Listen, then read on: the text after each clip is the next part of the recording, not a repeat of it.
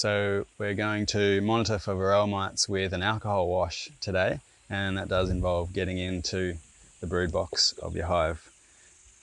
So what you need is some alcohol. This is methylated spirits in Australia. I believe it's called denatured alcohol in the US. You can use isopropyl alcohol, any type of alcohol.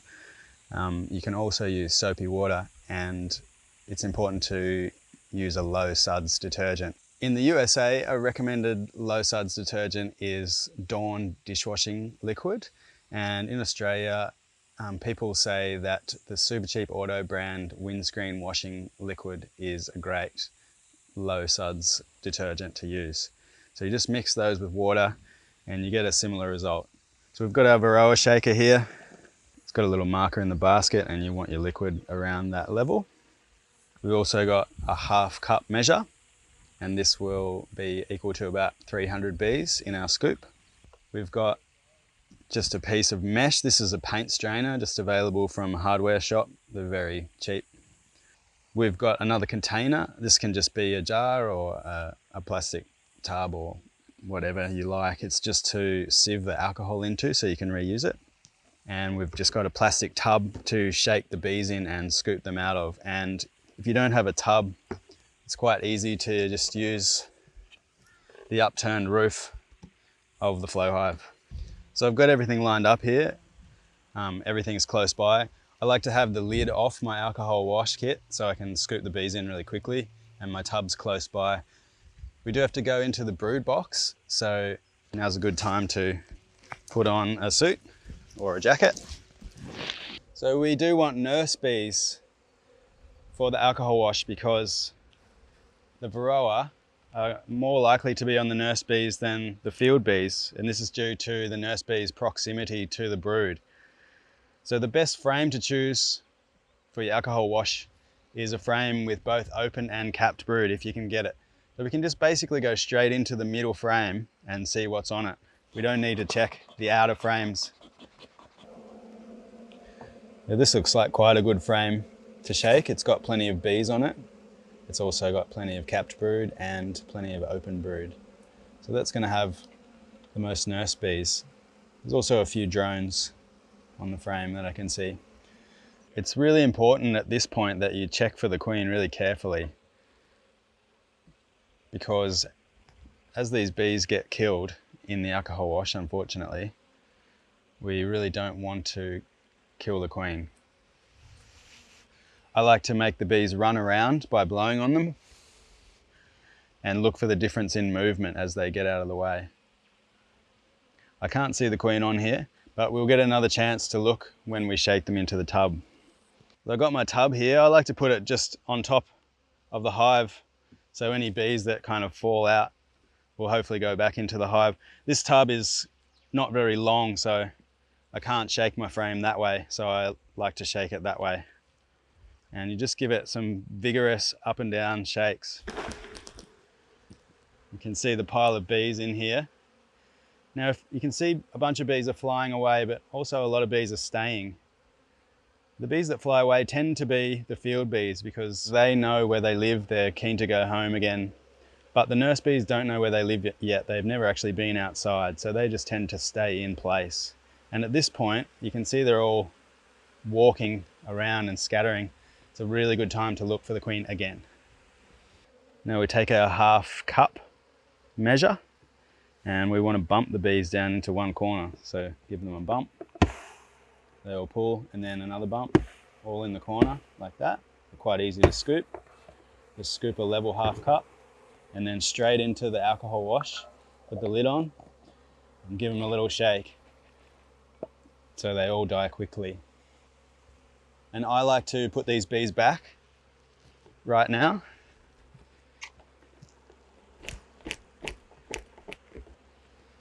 And then you can close up the hive. It's actually quite a quick process with the super lifter especially. And now we can wash. So use a swirling, half shaking motion. Make sure the alcohol washes all the bees in the sample and the Varroa all drops off. I read a study saying that 20 seconds is adequate. And now you can either look up and count the Varroa. You can see there's a lot in there. Or what I like to do is get my little paint strainer, take out the sample in the basket, make sure you drain it, give it a shake, try and get the Varroa out through the sieve, put it in the lid, and then just pour it through the sieve. You'll see the Varroa coming out. And near the end, I want to just give it a little swirl to make sure that all the Varroa get in there. Don't want any left in the cup. And pour it all out at once. So there's none left in the cup, or there's one. So I can count that one in my count.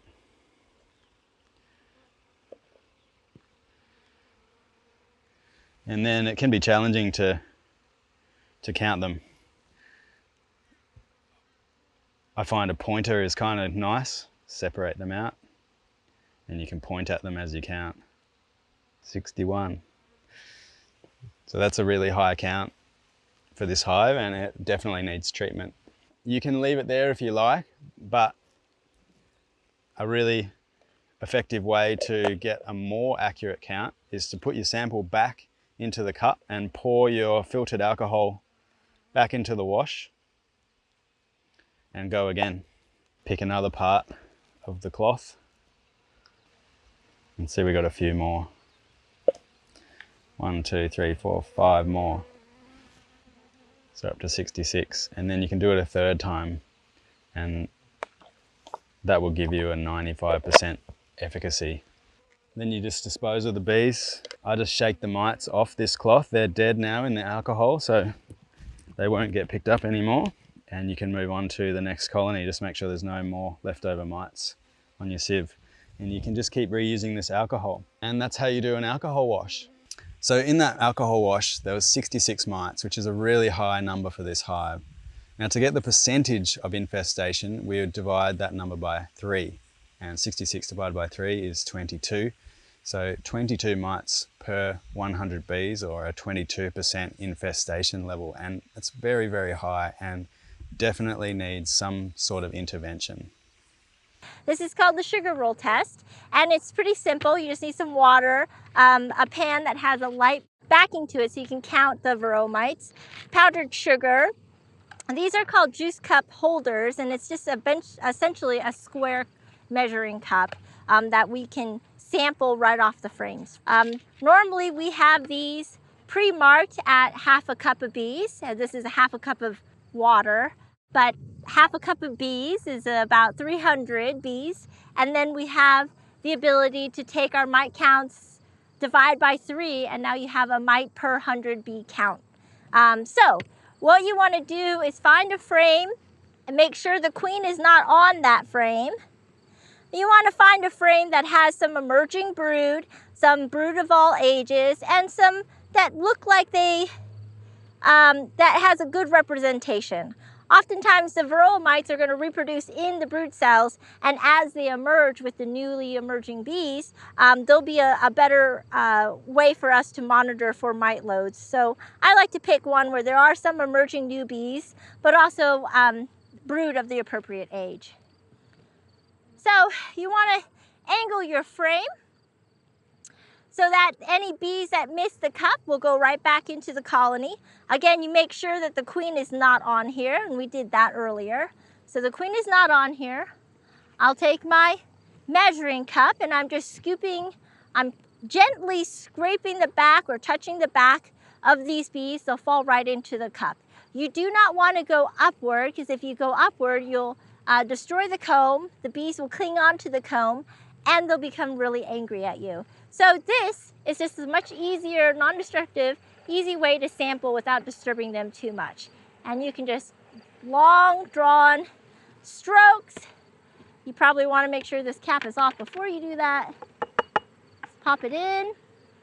And then you've got your mason jar. You can put your frame back in.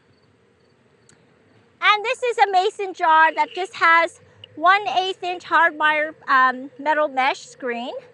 The bees are in here. You take a heaping hive tool full of powdered sugar. Push that in.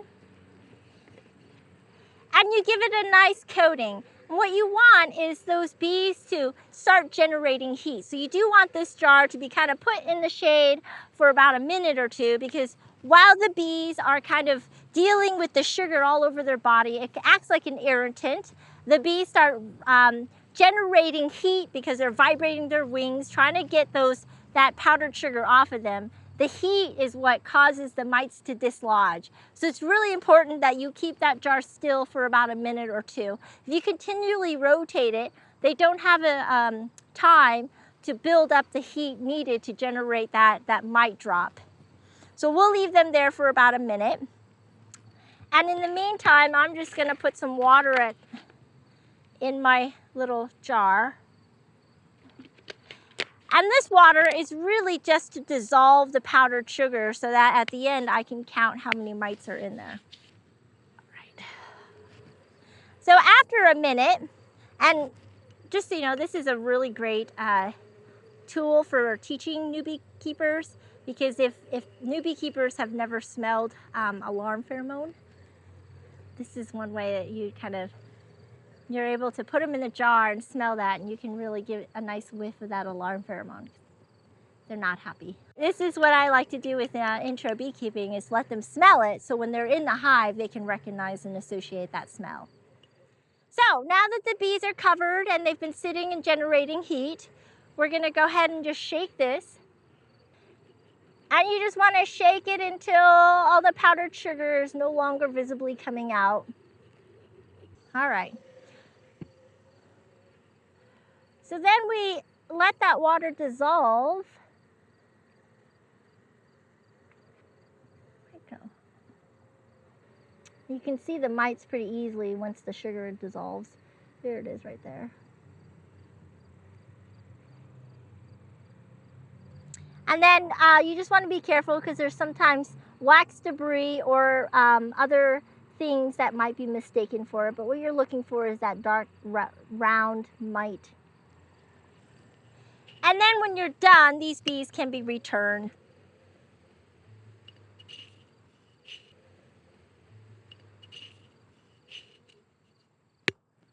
And their nest mates will just groom all of that powdered sugar off of them. People often call them the ghost bees. All right, and that's that check. This hive has 1 mite per 100 bees, and I'm not surprised, because this colony also had a young queen. Signs that the queen was replaced recently and that the colony is recovering. If that queen was replaced and there was a brood break, which I think there was, then that also indicates that that is an accurate assessment of the mite load, because we know that it would probably have a lower mite load if there was a significant brood break in this colony. Or if I'm looking at my mite monitoring and looking and assessing the load, you really also want to consider, well, how much brood was in that colony, and how many, what time of the season am I? Is this a colony that I'm sampling in early spring, where there might not be a lot of brood, therefore the mites may naturally be a little bit lower?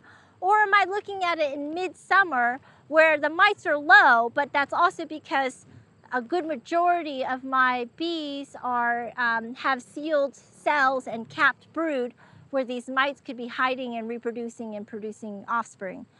So you do want to do mite checks. You also want to make sure that when you are doing this test, that you remember to divide by 3. The threshold currently is, if you are above 3 mites per 100 bees, then you do want to take some sort of management strategy. There's a lot of different strategies that you can employ to manage for mites. And so regardless of whether you choose to use an organic chemical or synthetic chemical, a non-chemical strategy, you do want to make sure that you're monitoring your mites, you're managing for mites, and then you're following up with subsequent monitoring, so that you know that whatever you did to control for mites were effective in controlling your mites. So we're finding this method really useful for counting mites without having to do the alcohol wash and kill half a cupful of bees each time. Now, this is as simple as it gets. A container, make sure it's a nice wide flat one, piece of fly screen, your carbonizer, and away you go. Now you do need to drill a little hole here and 2 little ones here. So CO2 goes in there and air is escaping there. Now if you want to take it a step further, you can improve this device by adding yourself an inner basket. And the important thing is you need a gap between where the bees are really rolling back and forth on the screen and the underside. So you can see how we've bent this basket into a bit of a concave. That drops in like that. The bees go in there and your lid on top, and that's one step improved from the fly screen. So the problem has been with the CO2 method, if you use a very small container like this, you're trying to shake mites off bees, but they're all in a ball and the mites won't fall to the bottom. So what we've been doing is increasing the size of the container. With easy household items, you can make yourself a CO2 Varroa shaker and count your mites without killing a cupful of bees. You need some frames out of the middle of the brood nest, make sure the queen isn't on it, and you shake it into a container or the lid of your flow hive.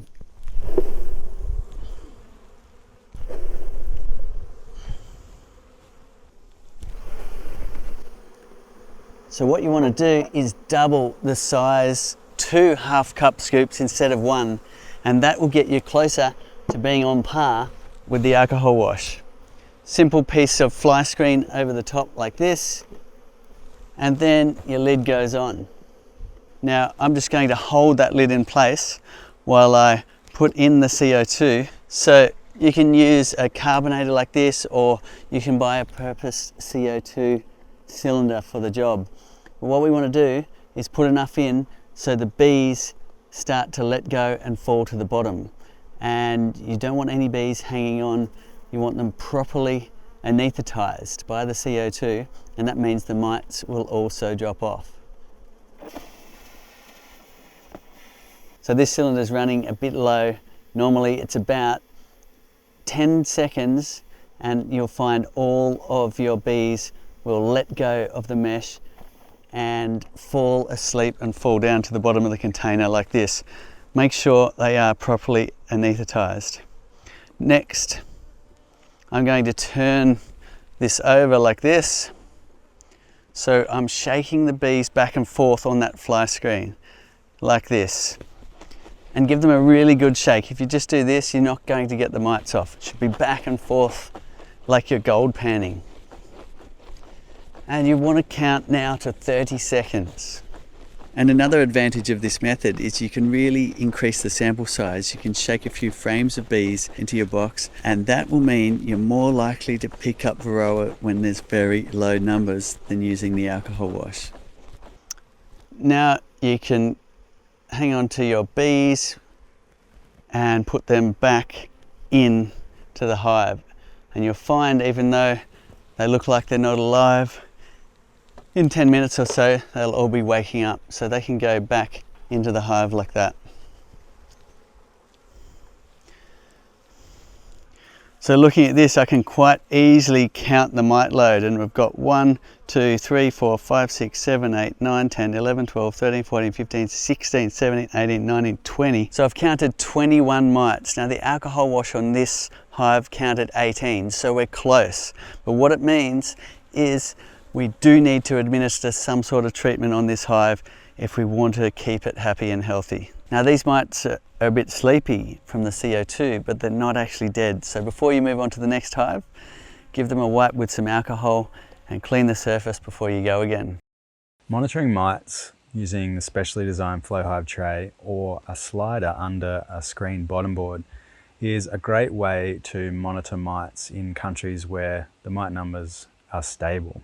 If you're using a piece of core flute under a screen bottom board, it can be helpful to brush it with Vaseline or some sort of cooking oil to make sure that the Varroa that drop down out of the colony don't crawl away, and also ants don't get in and eat the Varroa so you can't count them.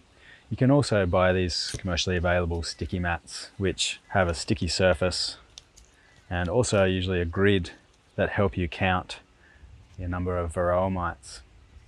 To monitor using this method, beekeepers will count the mites in the tray or on the slider at set periods of time. So for instance, every day or every week. And they'll log those records in order to build up a picture of the mite drop over time. It's important to remember that these mites fall off the adult bees, so they may not be dead mites. They may be live mites that get groomed off, for instance. So staying consistent over time and keeping really good records is a prerequisite for using this method. So a quick and easy way of doing this, if you want to, is just to write directly on your inner cover. So you just have a list of your mite counts over time that's directly at your hive. You can keep checking back, and that will give you a clear picture over time. If you don't want to write directly on your inner cover, you can put some tape down so you can quickly and easily peel it off. Just make sure that that inner cover with all the information on it stays with that hive. Some beekeepers like to use apps on their phone or a spreadsheet on their computer or just a notepad or book. It's important to take into account the season with this method, as mite numbers will grow and contract as the bees grow and contract with the seasons. Some beekeepers like to incorporate this method into their breeding strategy. So once they've built a picture of the mite drop in a colony over time, and they see that this is their best performing colony, they may choose to breed queens from that colony and perpetuate that genetics into their apiary. Currently in Australia, beekeepers are experiencing the build-up phase and mite numbers are very high. This may not be an adequate method to gauge the amount of mites in your colony due to reinfestation and other pressures on the colony. So at this point, it may just be a tool to tell if your colony has Varroa or not. Obviously, if you spot Varroa in your tray, then your colony will have Varroa, and it's good to then take further steps, such as an alcohol wash, to determine the level of infestation and whether your colony needs treatment or not. But having said that, if you don't have time to get into your brood box all that often, monitoring your pest tray can tell you a lot of information about what's going on in your hive, as everything that the bees pull out drops through into the tray. So the Flow Hive 2 has this purpose-designed pest tray underneath a screen, and obviously you don't have to suit up to do this. It's quite quick and easy. And as I said before, anything that's in the colony that the bees chase down or groom off will end up in this tray. And we can see some dead hive beetles. But what we're really here for is to count our Varroa mites. 7, 8, 9, 10, 11, 12, 13. If you can't see the Varroa, using your phone's camera magnification is a great way to check if they're Varroa. Also, just using an old-fashioned magnifying glass and going over your tray can really help. So once we've come up with our number, we'll just log that into whatever record-keeping device we use and come back tomorrow and do the same thing, or come back next week and do the same thing. And we want to build up a picture over at least a year or more of how this hive's performing. So we're going to do some drone uncapping right now, and this is a monitoring method that is helpful to tell whether your hive has mites or doesn't have mites. And it's not necessarily a tool for figuring out the level of infestation in your colony. So I've got my drone uncapping fork. It's a really inexpensive tool just from a beekeeping supply store. And we're going to dig in and find a drone comb. Perfect, I can see a patch of drone cells here, and you can notice that the drone cells are much bigger than the worker cells right next to them. And we want these capped drones, which have these convex cappings. They stick out quite far, whereas the worker brood is very flat. It's a good idea to shake all the bees off.